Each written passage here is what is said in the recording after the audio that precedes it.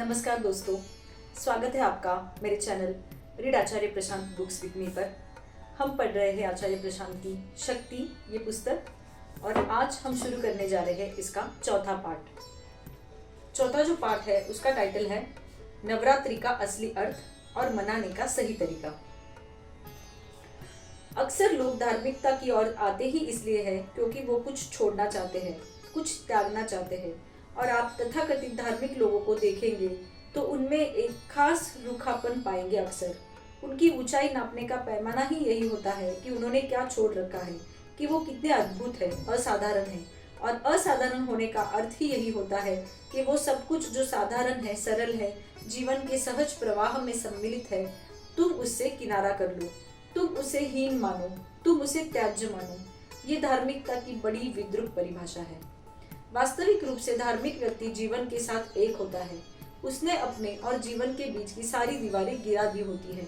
वो जीवन के सहज प्रवाह में निर्विरोध बह रहा होता है और जीवन सब कुछ लेकर के आएगा। एक सीमित व्यक्ति, एक सीमित मन, एक सीमित देह के साथ जितने भी अनुभव हो सकते हैं वो सारे अनुभव जीवन दिखाएगा। इन अनुभवों से आपको चोट लग सकती है, इन अनुभवों से आप गौरवमंडित हो सकते हो। ये अनुभव आपको बहुत रुच सकते हैं, ये अनुभव आपको बड़े अपेय लग सकते हैं, कटु लग सकते हैं। इन्हीं में जीना और इन्हीं के विरोध से मुक्त रहना धार्मिकता है।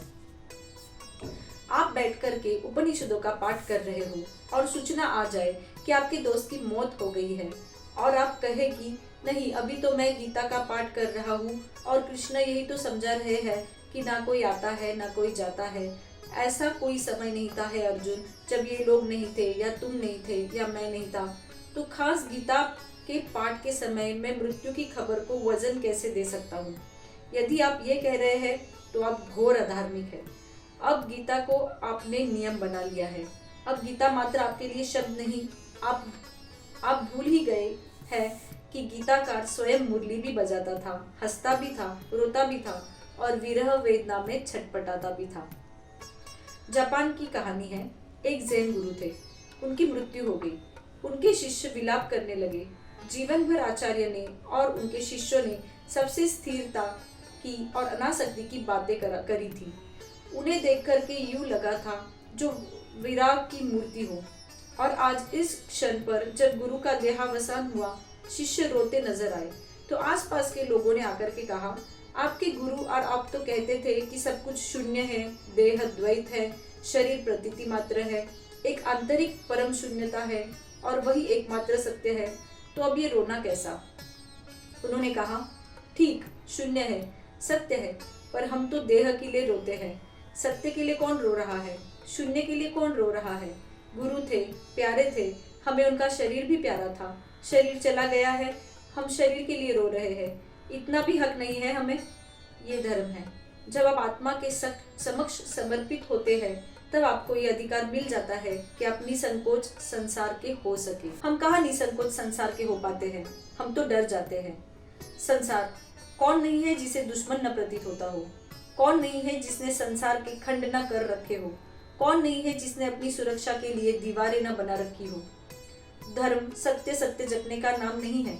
धर्म संसार में अपने इर्द गिर्द खड़ी की गई इन दीवारों को ढहाने का नाम है। आप उन दीवारों के मध्य बैठ करके अलख जगाते रहे, मैं ब्रह्म हूँ, मैं आत्मा हूँ। आप शास्त्रों के श्लोकों का उच्चारण करते रहे। उन सारे श्लोकों से ज्यादा बड़ी हकीकत वो दीवारें होंगी। और यदि दीवारें नहीं हैं और खुले आसमान के नीचे सीमाओं से मुक्त आप बस रमन कर रहे हो, चाहे संसार में, चाहे समाज में, चाहे जंगल में, जन में, चाहे वन में, तो आप फिर ब्रह्म ही है। ब्रह्मत्व ब्रह्म ब्रह्म जपने का नाम नहीं है। ब्रह्मत्व असीम हो जाने का नाम है। दीवारें गई नहीं कि आप ब्रह्म ब्रह्म शब्द बृहत शब्द के बहुत निकट है। बृहत माने वो जो बड़ा, जिसके दायरे नहीं, जो दायराबद्ध वो कष्ट में, जो दायरों से मुक्त वो ब्रह्म के आनंद में। तो दोस्तों, आज के लिए इतना ही। इस चैनल से और आचार्य प्रशांत की शिक्षाओं से जुड़े रहे और हम इन शिक्षाओं को हमारे जीवन में उतारने की साझा कोशिश करेंगे। धन्यवाद।